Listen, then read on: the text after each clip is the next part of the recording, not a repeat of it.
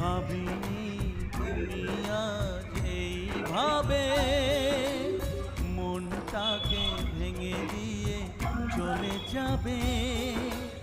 আমাদের স্বপ্নের পৃথিবীটা এইভাবে মরুভূমি হয়ে যাবে।